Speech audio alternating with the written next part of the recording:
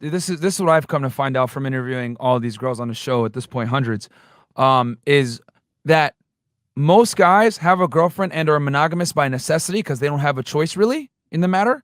And they're typically in a monogamous relationship based on their girl's terms. Like, she's going to still run Instagram. She's still going to do what she wants, whatever. And most girls are in a relationship by necessity. And what I mean by that is what I've noticed is that men and women, they're in relationships for different necessities. For the women, it's to get that stability and that security to some degree, whether it's financial, right? Which a lot of girls here have sugar daddies, that a dude that pays their bills, but they're not necessarily aroused or attracted to him. Or the guy's attractive, but he's a bum, but he gives her that stability where he lets her do whatever she wants, and she has a boyfriend to go home to or go on holiday, whatever, but she's still able to go to South Beach and or go on boat parties and yacht parties and still live that Miami life. But guys, they're accepting the relationship because they have a consistent piece of ass, and they can't necessarily exercise being polygamous with a girl, let alone being able to spin plates. You know what I'm saying? Mm-hmm. So both parties are kind of in the relationship to fix their reproductive problem and or security relationship problem. Mm-hmm. So with the girls, though, the girls are winning because they're able to get the boyfriend vibe from this guy, right? While the guy is still having to adhere to some kind of masculine burden performance on his end. And I always say that's unacceptable when girls run their strategy, because when girls run their, when they run hypergamy on steroids, there's serious consequence that could come from that. She get pregnant, she'll embarrass you, whatever it is. But like, as a man, if you're running around smashing other chicks, it's not that big a deal, because men by default have to bring way more to the table than women do. That's why when I tell guys on the podcast, I'm like, women want traditional men, but they don't want to be traditional girls. So if you have a certain couple things checked off, like you're in shape, you have your money on point, whatever, you can't demand anything less than her best, which means no Instagram, no, girls' nights out, none of this bullshit, because you guys see what happens when you allow that. And they're going to try to shame you and say small dick energy, you're misogynistic, whatever. No, bitch, I'm realistic. I got to protect you from yourself. And every religion says this, Islam, Christianity, etc. Everything has been done in the past to contain female hypergamy for a reason in female sexuality, because female sexuality, if left unchecked, can destroy kingdoms. Well, it is what it is. This is where we're here now. And we're here now. We're literally here now, where men now are literally tolerating bad female behavior that is not conducive to long-term relationships, for whether it's some limited some limited starfish sex or maybe some female companionship, whatever. Guys are selling themselves short. And my problem is, if you work your ass off to get to a certain point as a man, you have to demand the best from the women, because women don't have to bring much to the table. I keep saying this. People think I'm crazy when I say it. All woman really has to bring to the table is be attractive and compliant. Attractive and compliant. Most guys are going to be happy to have you. You know what I'm saying? If you cook and clean, that's a plus. But the thing is that guys are bringing all this extra stuff to the table, right? A lot of successful men, etc. And they're tolerating like their woman going out at night, having Instagram showing her body, all this extra shit. And it's like, bro, men don't ask for much. Just don't be a hoe. And she can't even do that. Yeah. And these guys are out here like taking her like that. And it's like, nah, man, guys need to start being more protective of their resources, their time, and most importantly, their hearts, because men, right, whether people want to admit it or not, guys love for real. Men love for real, man. And when a man loves a woman, he loves her for fucking real. Women don't, just like you say, Rollo, women love opportunistically. So guys think that women love idealistically, and they set themselves up to fail. They give her all this freedom. She goes out and does stupid shit, drinks. Her single girlfriends, which that's a whole other problem, get her to cheat, whatever. And then bam, like these guys get fucked up, and we see it all the time. And a lot of the times, me and Fresh see the craziness because, we're the guys that, and we find out after the fact. But man, like, guys, protect yourselves, man. These women, they should be fighting to get you, not the other way around, man. Yeah. And yes, I didn't mean to go on a rant there. Man, I just got a stream deck, and everybody's like, Don DeMarco, no. All right. I got you. Geez. Sorry, man. Sorry. I just like, I got the tiny stream deck. I'm like, yeah. I hate seeing men get finessed, bro. Like there's a few things that boils my blood, and watching men get finessed like pisses me off. Like, I see it all the time. I want to go up to the guy like, bro, what the fuck are you doing? But I already know you can't RP somebody. They got to come to you ready for it, Yeah. And I think I mentioned this on your show, and it was the first time I think I've ever mentioned it on certainly on your show. And I don't think I've ever really brought it up, but it's something that's in, I think it's in my second book, but it is the cardinal rule of sexual strategies, which means this is that for one sex's strategy to be fulfilled, the other one has to either be compromised or it has to be abandoned.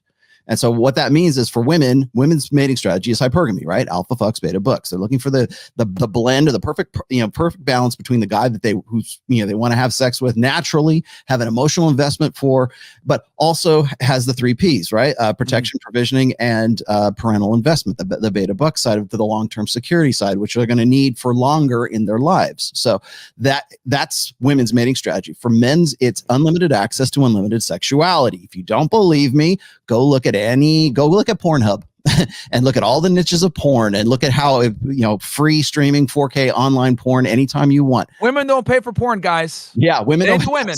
Exactly. And so when you look at those two strategies being innate strategies, now I'm not saying all men can optimize unlimited access to unlimited sexuality. We know that that's not true. Okay. We know that there's the 80-20 rule. Only maybe 20% of guys can actually follow that strategy throughout their lives. Women, it used to be that women were also limited as well. That's why we say, oh, their sexuality has been repressed. Yes, it has. You know why? So we don't get to this point in society where we're at right now, because that buffer was there in many different ways. But the thing is that, long story short here is that, when you have a marriage, when you have two people, a man and a woman who come together, they fall in love, they have babies, they start a family, because essentially that's what we're talking about is family creation. And when to get to that point, there has to be compromise of both sexes' sexual strategies. It used to be that men would compromise their ability to have sex with whoever the hell they wanted to, or get with whoever they wanted to, and focus only on that one woman. I will put all of my resources, all of my time, all of my emotional investment, all of my work, all of everything into this relationship with you. You're going to have babies. I'm going to have sex with you, only with you. And the woman says, that's great. And all that guy asks is that the babies are his. That's the only stipulation for him to compromise his mating strategy to get with that woman's mating strategy. On the other side, the woman has to say, okay, I love you. You're fun to have sex with, and you would be a great long-term prospect. Yes, I want to get with you. So what I'm going to do is I'm going to give up, or I'm going to compromise that aspect of my hypergamous strategy so that I can accommodate yours. I won't cuckold you, and you won't be cuckolded. And that's usually the arrangement that goes right there. Now, when you got this girl right here, the girl's talking about how she wants to be the CEO of her own life. There is no compromise between the two. Their expectation is that I'm me and you're you. And it's like, that's why I say there can be no marriage. There can be no relationship. There can be no connection other than maybe the sex, right? She meets some guy on a yacht and she's knocking it out with him because she wants to have sex, but she is independent of men. And women get really upset when I say, what does the strong, independent woman, archetype mean? Independent of men. And they want to add stuff like, well, I want to be independent by making my own money and doing this and having my own education and being the CEO of my life. Okay, that's fine. But the reason why you're independent is because all of those things that you just mentioned make you not dependent on the guy to provide for those things. That's what I am talking about.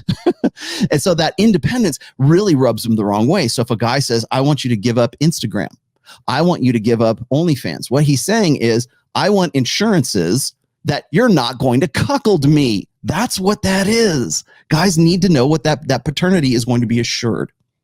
And the thing is, and this is why I tell guys, like, you can't tolerate your woman not accepting your boundaries, because your boundaries, if you're smart, should save her from herself. Because the thing is, and I tell guys this too, like the way the sexual marketplace is right now, right? So we'll go do the full circle. And me and you have had deep talks about this. We basically live in a deregulated sexual marketplace, right? And Coach Red Pill, he's a good friend of mine. Like, I like how we define that. Basically, assuming age of consent is met, anyone can bang anybody. You know what I'm saying? It is what it is. So what's happened when you live in a deregulated sexual marketplace is it's come from feminism and female liberation. Mm-hmm. What women don't understand is what they've inadvertently done with their sexual liberation is they've given all the leverage to the top 10% of men. That's what they've done. That's what they've effectively done. Yeah. Because now these men have all the women chasing after them, and they're not going to settle down. When a man actually knows that he can get sex and bang a bunch of chicks, he might marry one, but he's going to continue to play the field and bang these girls. And that's one of the biggest things I have to tell these women. Hey, listen, You have your sexual liberation, whatever, but the men that you're chasing aren't necessarily going to commit to you. That you might have him as a boyfriend or maybe even a husband, but he's going to smash other girls. And that's one of the biggest things that they can't understand. Well, why can't I run around and have sex? And I'm like, no, baby girl, it doesn't work like that. Men play the game on hard mode, which means we get hard mode benefits. That means we could be polygamous. You play the game on fucking easy mode. You don't get hard mode benefits. You got to get easy mode benefits, which means since it's easier for you to attract the opposite gender, your job is to find the best gender and settle on him because it's easy for you. Whereas for us, we have to work to get chicks, period. And it's amazing how when I say that, they're like, what are you talking about? And I'm like, what percentage of men do you think are actually out here getting chicks? And it's every single time, Rolo, you've been on the panels, 80%, 90%, 70%, 50% are sexually active. And I'm like, no, it's more like 10 to 20% are banging all the chicks. And then they kind of pause there for a second and they're like, no way. And then they think about it and they're like, wait, maybe that is right. And then one girl like, okay, that makes sense. But it just goes to show how women don't live in reality. They really don't. Men have to live in a fact-based reality because for us to get laid, we have to know what the hell's going on. Any guy that's good with women understands the harsh numbers. If you close 10% of your leads, you're a fucking god. But you're going to get rejected 90% of the time. Anyone that's good with women knows these cold, hard facts about how to get girls. But women, they can kind of get the benefit of like living in a Disney fairy tale. Like they could say, oh, I'll find a high value man that's going to marry me and take me seriously and he'll only be, loyal to me. The problem is that women don't find this stuff out until way later when they're calling in the Kevin Samuels show at 35 years old. So at least with men, we know that the wall is up front. We know it's right there and we got to climb that shit. For them, they smack dab into it later on in life and they never see it coming. Right. So a deregulated sexual marketplace, I'll say this, when feminism, female liberation, whatever, which we did the full podcast, where actually leads to women actually being less happy. So without going into that whole rant, I will say this. The liberation sets women up for long-term unhappiness, for sure. Right. You know what I'm saying? They think it's great, but it sets them up to fail in the future. Right. And I think that's funny is because like a lot of women think that they can sustain that being essentially that single living lifestyle past 28, right? Past the wall, let's just say. Okay. Now, whatever that wall ends up being, because a lot of people think that I'm trying to be like vindictive or vengeful or whatever. Oh, haha, gotcha. The wall is coming. It's going to smash you in the face. That's not what I'm saying. The wall happens when women acknowledge that they can no longer compete at the same level that they used to be able to compete at in the sexual marketplace when they were like 22, 23 years old. So a woman who's 33 understands on some level of consciousness that she cannot compete with her 23-year-old self. So let me clarify that right there. Now, more to your point here is that once women get past that stage, in a gynocentric social order, we have social conventions that convince women that they can still do it, that they can still make it work. That's how you get shows like Sex Life on Netflix. You get these. It's what, and I'm not claiming a responsibility for this, but this is a Dalrock word, which is divorce porn. Is divorce your man, the guy that you had to settle for when you were 29, and now that you're 30, 34, and you realize that he's really not as exciting as the fun guy that you had way back in your crazy college days, the alpha that you're widowed from, which is exactly what this show is about, is that alpha widow who comes sniffing around later on while she's got 2 kids. She does not look like she has had 2 children. I'm sorry, but let's just say for sake of argument, we're going to go with the fantasy here. The alpha male comes back into her life, and now she has a second shot at the one who got away. That is a prime female fantasy because of those social conventions that says don't worry about it, girl. Your sexual agency, your sexual power, your value, your sexual market value is evergreen. It's imperishable. You won't have to worry about it. You can be 60 years old and you can still get this hot guy. It won't make any difference because beauty is just a social convention. And if we can convince enough people that that's the truth, then you can feel good about yourself, even though your subconscious is saying, I am 33 and I can't compete with my 23-year-old self.